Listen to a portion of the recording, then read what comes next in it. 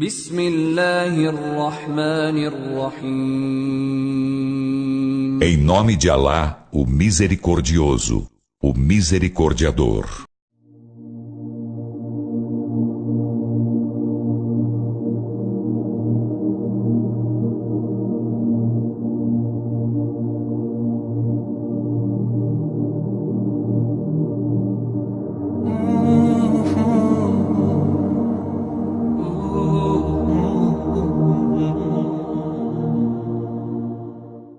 وقل الحق من ربكم فمن شاء فليؤمن ومن شاء فليكفر إنا أعتدنا للظالمين نارا أحاط بهم سرادقها وإن يستغيثوا يغاثوا بماء كالمهل يشوي الوجوه بئس الشراب وساءت مرتفقا. E dize, a verdade emana de vosso Senhor.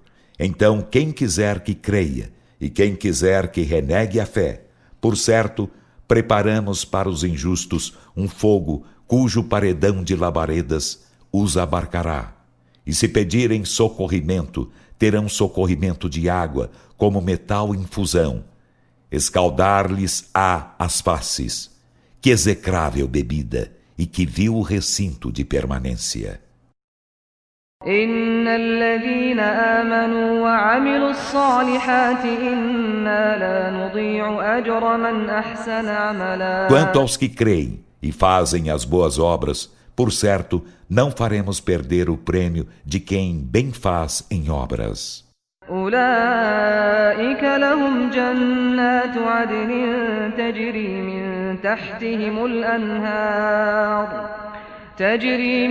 تحتهم الأنهار يحلون فيها من أساور من ذهب ويلبسون ثيابا خضرا من سندس واستبرق متكئين فيها على الأرائك نعم الثواب وحسنت مرتفقا. Esses terão os jardins de Éden, abaixo dos quais correm os rios. Nesses serão enfeitados com braceletes de ouro e se vestirão com trajes verdes de fina seda e de brocado. Nesses estarão reclinados sobre coxins. Que excelente retribuição e que aprazível recinto de permanência. واضرب لهم مثل الرجلين جعلنا لأحدهما جنتين من أعناب وحففناهما بنخل وجعلنا بينهما زرعا. E propõe para eles um exemplo. 2 homens. Fizemos para um deles 2 jardins de videiras e cercamo-los com tamareiras e fizemos entre ambos searas. كلتا الجنتين آتت أكلها ولم تظلم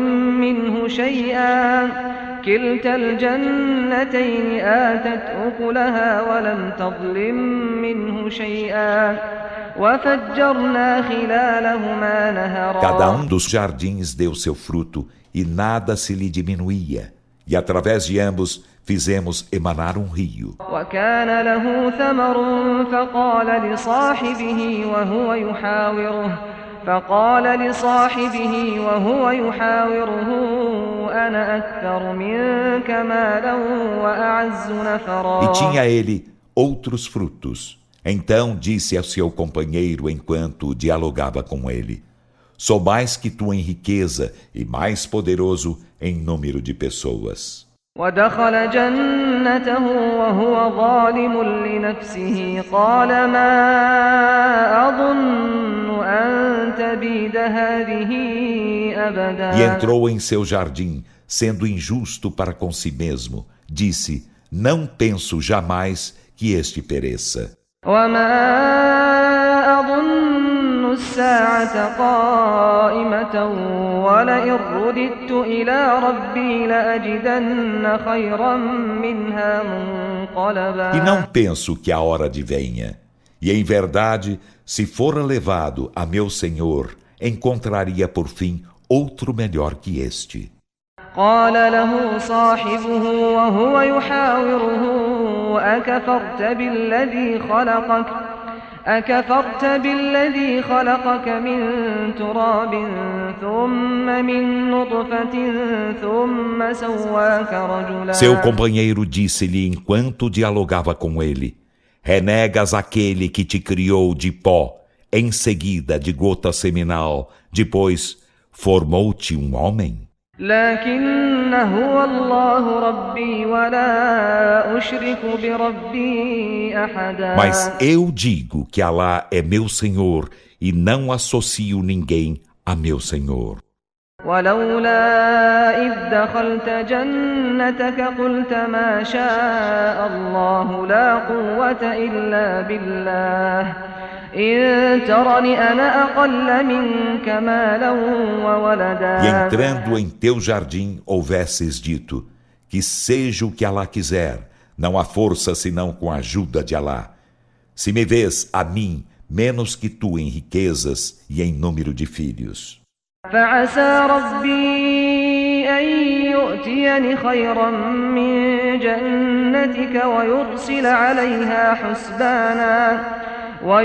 عليها حسبانا من السماء فتصبح صعيدا زلقا. Então, quiçá, meu Senhor, me conceda algo melhor que teu jardim, e sobre este envie ruína calculada do céu.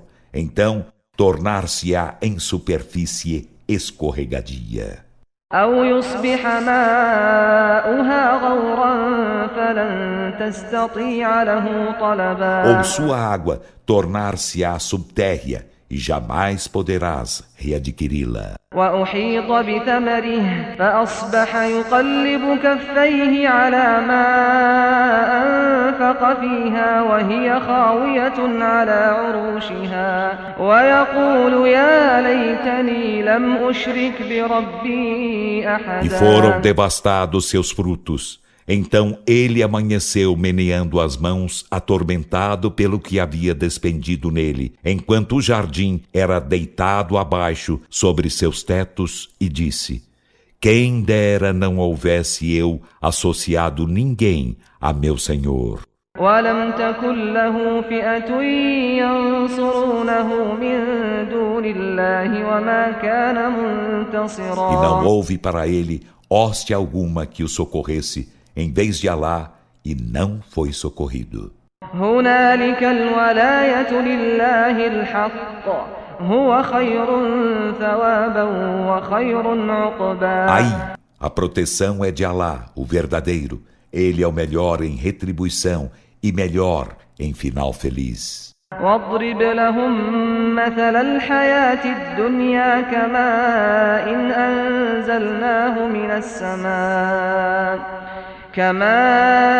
أنزلناه من السماء فاختلط به نبات الأرض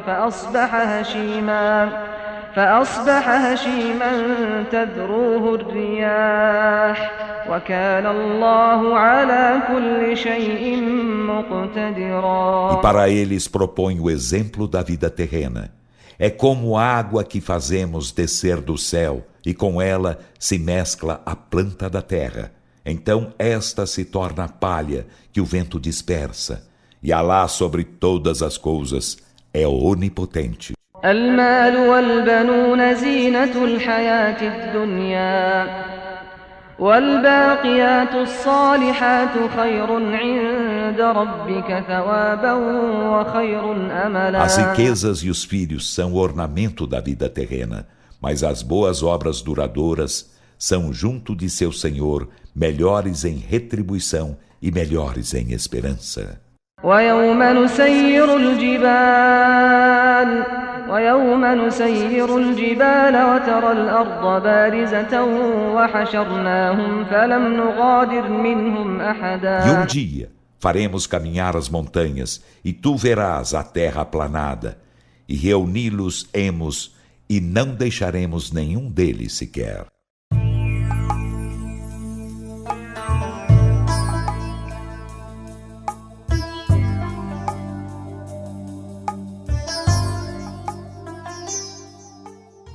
queria contar a história de um sábio do Islã chamado Abu Bakr al-Baqillani. Al-Baqillani. Do século V do Islã. Ele era juiz dos juízes. Hoje era nosso ex-presidente do Supremo Tribunal. Era o Barbosa, naquela época. E o califa, o sultão, o rei dos muçulmanos, falando assim, em todas as reuniões públicas, era ele, o presidente do judiciário, do tribunal e os outros governantes. E certa vez o rei dos bizantinos convidaram o rei para visitá-los. O rei dos muçulmanos, o califa, foi levou comitiva, visita oficial, ministro da Justiça, o Sheikh, o Imam Al-Qadi, o juiz dos juízes, Abu Bakr al-Baqillani, chamado Asad as-Sunnah, o leão da Sunna. Ele tinha bida, ele fazia inovação, mas era chamado leão da Sunna, mesmo assim. Só que no imperador dos bizantinos, diziam, eles tinham um culto, que para entrar na frente do rei tinha que se curvar, fazer assim. E falaram, é impossível os muçulmanos se curvarem para alguém. Não, mas para nós, nosso rei vai ter que se curvar. Mas entre eles está um sheik chamado Abu Bakr al-Baqillani. Impossível o sheik dele se curvar. O mufti, tipo o mufti. Daí tiveram uma ideia, vamos fazer o seguinte. Vamos fazer uma porta bem pequenininha no castelo. E o rei vai ter que se curvar e o sheik também vai ter que se curvar. Daí vamos falar que o sheik se curvou para o imperador. Estavam os papas, estavam os padres, os monges, os freis, todo mundo. Quando entrou os califas, tudo, agora vamos ver se o sheik vai se curvar. Abu Bakr al-Baqillani era muito esperto. Viu aquela porta pequenininha. Eles querem que eu entre assim, né? Me curvando. Como é que ele entrou? Virou de costa.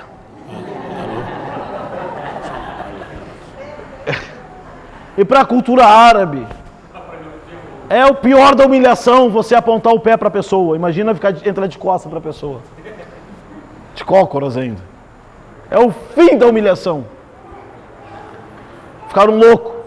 Abu Bakr al-Baqillani foi lá, se apresentou, esse aqui é nossos religiosos. Abu Bakr al-Baqillani comentou um por um. Tudo bem? Para os freis, para os papas, para os padres. Como estão suas esposas? Como estão as esposas? E os filhos? Um por um ele perguntou para os padres, para os freis. Todo mundo ficava assim, falta de respeito. Perguntar para os nossos padres, papas, monges, como é que estão as esposas e os filhos. Cumprimentou um por um e voltou. Daí falaram, você é contra o nosso acordo diplomático, falta de decoro, falta de respeito. Ele disse, é falta de respeito perguntar para o monge como é que está a esposa e os filhos? E não é falta de respeito dizer que Deus tem esposa e filho? Não é falta de respeito dizer que Deus tem esposa e filho? Os monges valem mais do que Deus para vocês? Salam aleikum, foi embora. Esse é chamado Asad as-Sunnah. Era difícil ganhar dele. Outro sábio chamado Abu Hanifa, que morreu no ano 150 da Hégira. Ele não queria ser juiz de jeito nenhum e tinha capacidade para isto. Era capaz. Mas se fosse juiz, é ao mesmo tempo de ser conivente com a autoridade. Fizeram uma assembleia geral com os ministros, com os consultores, com os outros sheiks, e no dia de empossar ele como juiz, o presidente do Supremo Tribunal, ele disse para o califa, ó príncipe dos crentes, o senhor sabe que eu não tenho conhecimento suficiente e nem condições morais para ser um juiz. Mas como? Tu é o maior sheik aqui de Bagdá. Não tenho condições morais nem conhecimento. Foi repetindo até que o califa se irritou e disse, está mentindo, tu tem conhecimento, tem condição. Ele falou, califa, agora que eu não tenho mais. O senhor me diz que eu estou mentindo, como é que vai botar um juiz mentiroso? Ou eu vou dizer que o senhor está mentindo? Ou eu estou desmentindo o califa, ou o califa está falando a verdade. O que é pior agora? Pegou ele. O que é pior? O califa dizer que o juiz é mentiroso, ou o juiz desmentir o califa? Ele pegou e saiu. Não foi eleito como juiz, não foi escolhido, não seguiu. Os sábios do Islã usaram sempre do conhecimento para alguns não assumirem um cargo tão grande de responder pela religião. Não. Responder pela religião, em nome da religião. O grande sábio do Islã, chamado Ibn Qayyim, escreveu um livro que tem 5 volumes, chama-se I'lam al-Muqi'in, que significa, é um livro que fala das pessoas que assinam em nome de Deus, que são sheiks, que são sábios, que são juízes. E ser juiz é mais complicado ainda, de acordo com a legislação islâmica. Eu termino falando uma história de um jovem chamado Abdallah ibn Maslama al-Qa'nabi. Al-Qa'nabi, seu nome. Ele nasceu e foi criado em Basra, no Iraque, sul do Iraque. Ele era um jovem árabe chamado Ta'ish. Ta'ish perdido, solto, largado, mexia com todo mundo na rua, bebia, fumava, era vida louca. Naquela época, passava alguém e eles mexiam, sabe? E estava bêbado e passou um grande sábio do Islã, chamado Shu'ba. Falaram aquele sheik andando com toda a pose imoral, a gurizada da esquina ficou mexendo pro Shu'ba. Quem é aquele? Pessoal, olha que lá um sheik está passando, vamos respeitar o sheik. Quem é ele? É o sheik. Que sheik é? Chama ele aqui. Sheik, eu não vou até lá. Gurizada na esquina bebendo aí. O sheik foi lá, chamaram o sheik não vou. A turma, a gangue dele, cercaram o sheik. Quem é você? Eu sou o sheik Shoba. Ah é? Então, o que tu faz da vida? Eu ensino o hadith do profeta na mesquita. Me ensina então o hadith do profeta. O sheik disse: primeiro você toma um banho, põe uma roupa de pessoa normal e vai na mesquita, que na mesquita eu lhe ensino. Você não está com uma posição bêbado ainda de escutar dito do profeta. O rapaz, o Abdallah, pegou uma faca e disse: tu me ensina, eu te dou uma facada. Na hora, o Shoba falou: então tá bom. Você tem memória boa? Não, então anote. Anote. Disse Shoba: Haddathani Mansur. Me relatou o Mansur Al-Mu'tamir. Disse que escutou de Rabi'i ibn Hirash, que escutou Abdullah ibn Mas'ud, que disse o mensageiro de Deus: se você não tem vergonha, faça o que quiser. Ou seja, não tem vergonha, está livre. Porque a pessoa tem vergonha ou de Deus ou das pessoas. Se não tem vergonha das pessoas, o que vai fazer com a pessoa que não tem vergonha das pessoas? Aquilo entrou no ouvido do jovem, Abdallah, voltou para casa, contou a história para a mãe dele ficou braba.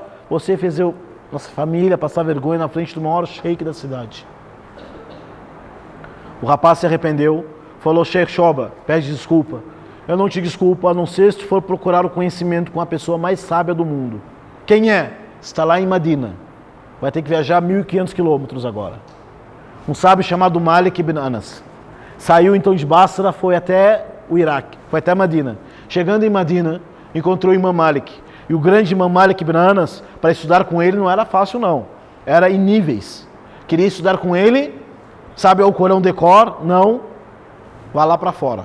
Fora da mesquita. Primeiro você aprende o Corão, depois você vem nas minhas aulas. E era em níveis. A primeira fileira eram as pessoas que já estavam mais tempo. Eram por níveis. Porque ele educava as pessoas. E ele foi o primeiro a dizer: Al-adab qabla al-talab. A educação vem antes do aprendizado. Aprende primeiro para depois eu te ensinar. Abdallah decorou o Corão. E ficou lá no fundo da mesquita só observando e servindo. Observando e servindo, ele disse: eu observei e servi Malik por 8 anos. Sem antes Malik autorizou: você não vai anotar nada de mim. Quer estudar comigo? Lá no fundo da mesquita. Se entrar alguém, pega o sapato dele e põe no lugar. Se alguém vê que alguém está com sede, serve água. Vai ficar 8 anos só servindo. Tadab. Aprender educação. Aprender humildade. Aprender a servir. Vai ficar educando e servindo. Observando como são sábios. Daí a pessoa aprende. Passaram 8 anos, se aproximam, vem para a primeira fila. Abdullah ibn Maslama ficou ao todo 19 anos estudando com Malik. E foi o melhor aluno do Malik.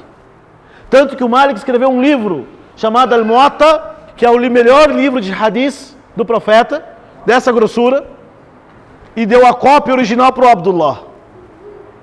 E Abdullah decorou todos os hadiths. Abdullah disse, escutei do Malik que o profeta disse isso. Voltou para o Iraque, 19 anos depois, já era um homem de família, com família. Eu quero conhecer o meu sheik, Shu'ba. Ele que me indicou o conhecimento. Cadê o Shu'ba? Morreu. E esse Abdullah só escutou um hadith do Shu'ba. Qual é o hadith? Se não tem vergonha, faça o que quiser. Essa história que nós contamos mostra para nós a importância do conhecimento, da procura do conhecimento, se enquadrar de acordo com as regras do conhecimento islâmico. Porque se a pessoa quer aprender a religião, a primeira coisa ela tem que aprender é a educação. Porque como diz os sábios, al-ilmu bila adab kannari bila hatab. O conhecimento sem educação é como fogo sem lenha. Fogo sem lenha. O que é o fogo sem lenha? Não é nada. Não é fogo. Conhecimento. E o próprio Abdullah ibn Maslama al-Qanabi, depois ele disse, olha só quem está falando, ele disse, nós precisamos hoje, antes as pessoas precisavam só um pouquinho de conhecimento, porque elas já tinham educação.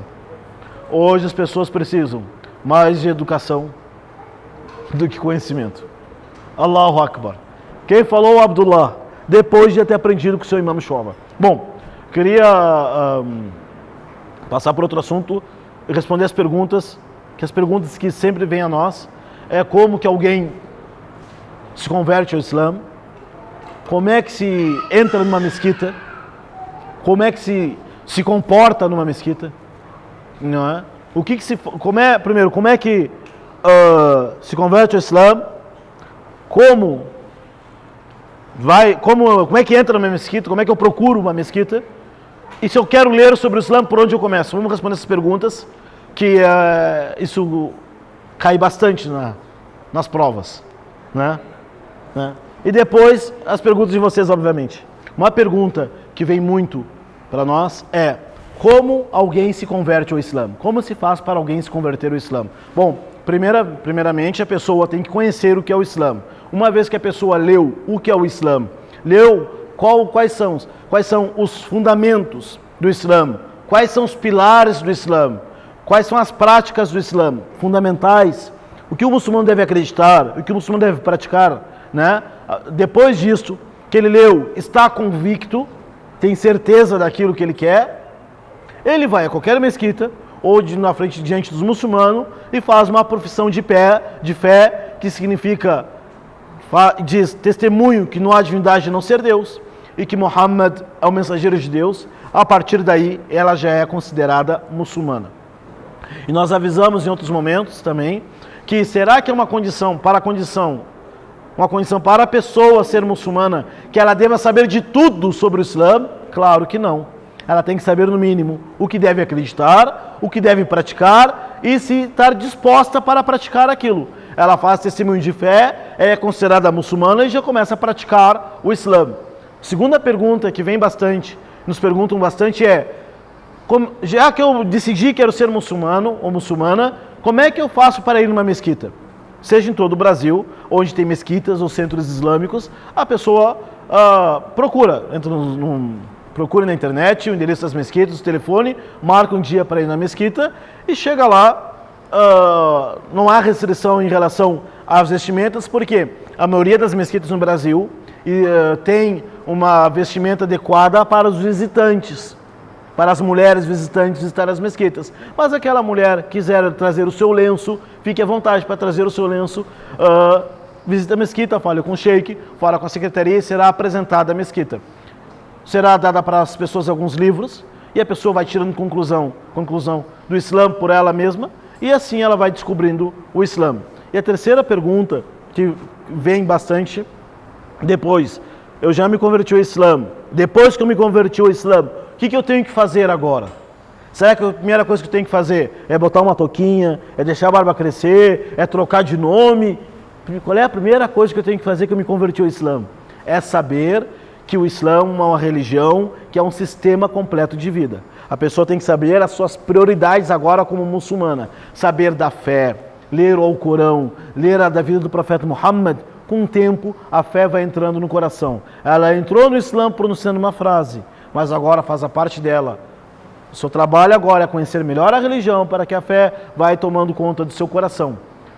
Já se converteu ao Islã, o que eu faço? Aprenda a fé. Depois, aprenda a oração. E assim por diante. É um conhecimento contínuo. Não existe assim na religião muçulmana, a pessoa diz, eu me converti ao Islã, vai botar um chip na cabeça e já sabe de tudo. Não. Vai aprender o Islã o resto da sua vida. Porque a prática é o resto da vida, né? Não sei se alguém tem uma pergunta aqui, por favor. Se a pessoa se converteu ao Islã, ela tem que abandonar alguns vícios que o Islã considera como errado, por exemplo, bebidas alcoólicas, cervejinha. O muçulmano não bebe nada de álcool, não consome carne de porco. Ele evita isto, larga a mão. Porque se vai medir, qual é o benefício que traz isso para a vida religiosa, espiritual e para a vida do ser humano a bebida? Se converteu ao Islã, já acreditou que Deus é o único, Muhammad é o seu mensageiro, a verdade contida no Alcorão, eu acreditei nisso, eu sei que Deus disse, não beba. Então a pessoa não bebe. Na época do profeta Muhammad, muitas pessoas bebiam muito. Foi revelada a proibição da bebida alcoólica. Veio uma pessoa dizendo, em Medina, povo, desceu agora um versículo dizendo que é proibida a bebida alcoólica. Aquelas pessoas pegaram seus jarros de bebida, jogaram todo no chão. Então, quando aquilo que Deus diz que não é para fazer, nós acreditamos em Deus. Que Deus só proíbe algo, sabendo que aquilo é um malefício para nós. Então, a bebida, a pessoa ela se afasta. Agora, oração, outras regras religiosas, ela vai fazendo aos poucos. Mas as proibições cortam o mal já ali do começo. Esse é o principal. Pela raiz. Não fica assim protelando. Depois, eu me converti ao Islã, depois vou parar de beber. Porém, isso é importante entender.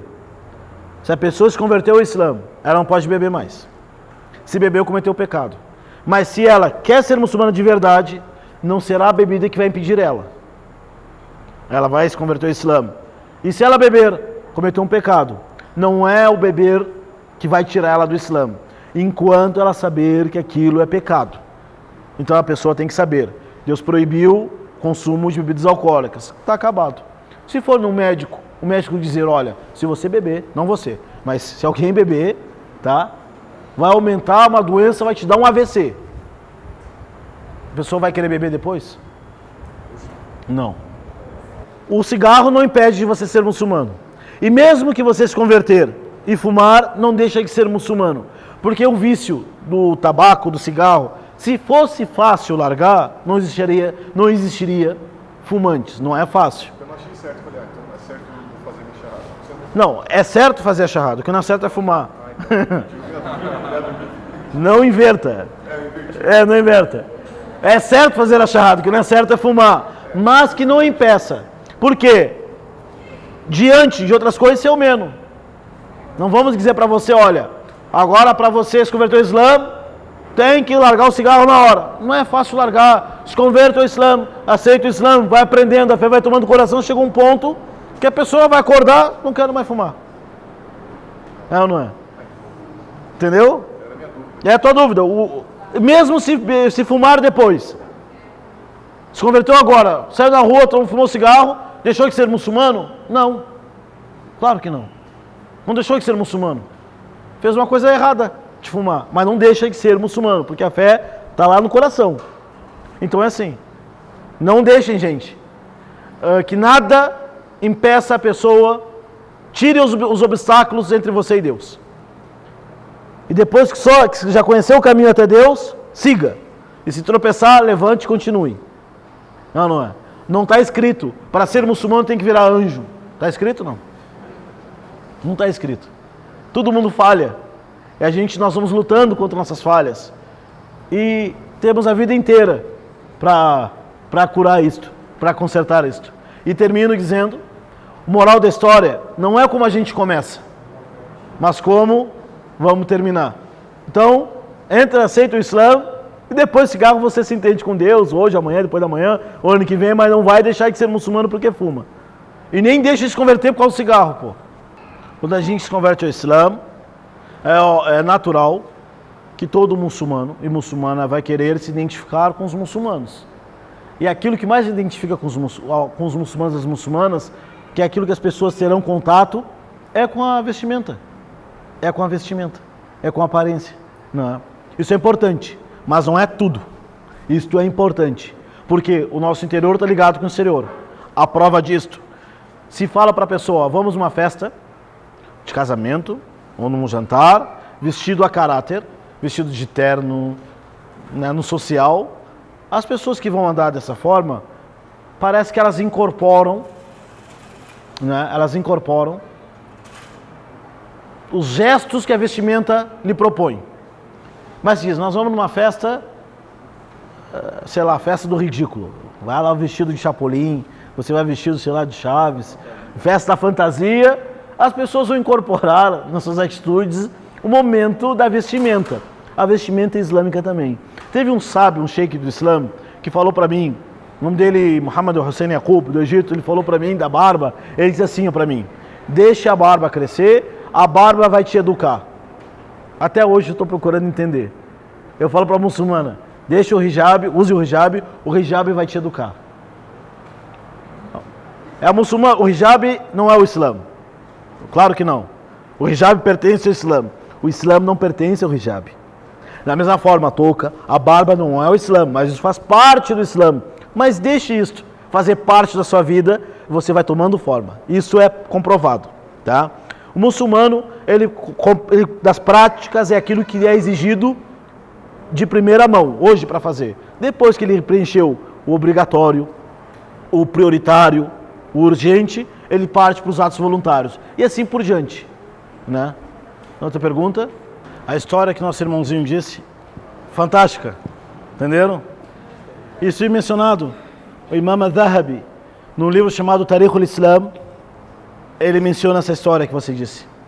E é atribuída essa história ao Imam Abu Hanifa, de fato. Dizem que é ele, e dizem que essa história aconteceu com o pai dele. O pai dele, o nome dele era Thabit, foi o homem que comeu dessa maçã, e era tão consciente, falou, desculpa, eu comi a sua maçã do seu bosque, ele não perdoou, a não ser se tu casar com a minha filha. É a história que você contou, né? A não ser se casar com a minha filha. Só que minha filha é cega, surda e muda. Se não casar com ela, não... Ele, tá bom, foi lá e casou. Quando chegou no casamento, a mulher é normal, né? A história que você... Estou repetindo a sua história. Ué, ela é surda, ela não escuta o que é haram. Cega, não enxerga o que é haram.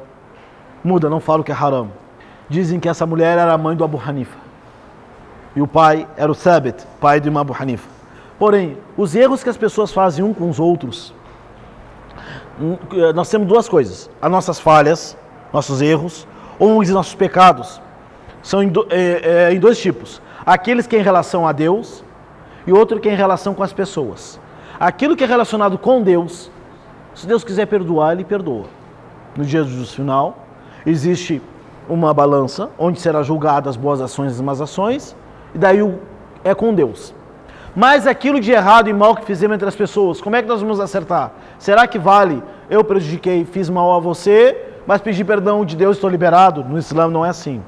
Deus vai me perdoar depois que eu consertar minha falha com você. Porque senão, direitos são violados. Pessoas podem ser mortas e desrespeitadas. em nome da religião. Porque as pessoas acham, já que eu sou religioso, eu sou bonzinho, eu faço de errado com as pessoas, peço perdão de Deus, estou perdoado. Não é assim. No Islã não funciona. Tem que pedir perdão de Deus e tem que consertar o erro com a pessoa. Mas se a pessoa cometeu falha com alguém, esse alguém sumiu, foi embora, faleceu, nunca mais viu ela, e agora como é que eu vou fazer para ela me desculpar? Não tem como. A não ser pede perdão de Deus sinceramente e fala, ó Deus, eu causei dano àquela pessoa, me perdoe por isto. E faça que a pessoa esteja bem, sorte, abençoe aquela pessoa. Tá? Então, aquela falha com as pessoas, nós devemos consertar. Aquilo que não dá para consertar, tem que pedir sinceramente para Deus. Porque no dia do juízo final, as pessoas irão ter que se acertar contas. Até os animais. Inclusive, se a pessoa fazer maldade com um animal, vai prestar contas diante de Deus. Vai ter que prestar conta para Deus por que fez maldade com um animal. Imagina com um ser humano ainda. Imagina então com uma nação inteira. E se o animal não perdoar? Se o animal não perdoar, ou a pessoa injustiçada não perdoar, como é que vai ser no Jesus final? Deus vai falar assim para você, tá bom, Sheik, você fez isso de bom, mas fez isso de errado. Fez maldade com aquelas pessoas, só que as pessoas não te desculparam. O que Deus vai fazer comigo? Vai pegar minhas boas ações e vai botar na conta daquelas pessoas que eu prejudiquei, para equilibrar. Ou seja, todo o bem que eu fiz, eu posso estar jogando fora. Como dizem umas pessoas do Islã, um sábio do Islã me diz assim, quando alguém falou mal de outra pessoa, olha, fulano falou mal de ti, fez fofoca de você. Você não ficou sabendo, mas ele falou mal de você. O que esse sábio do Islã me disse? Fulano jogou uma flecha para me acertar e errou. Agora está trazendo a flecha para mostrar para mim que ele tentou me matar? Ou seja, tem coisas nessa vida que a pessoa faz de errado, pede perdão de Deus, basta. Outras coisas, faz de errado, pede perdão de Deus, se arrepende. E outra tem que consertar o prejuízo que fez com sua pessoa. Porque se não pagar aqui, vai ter que pagar lá em cima no dia do final.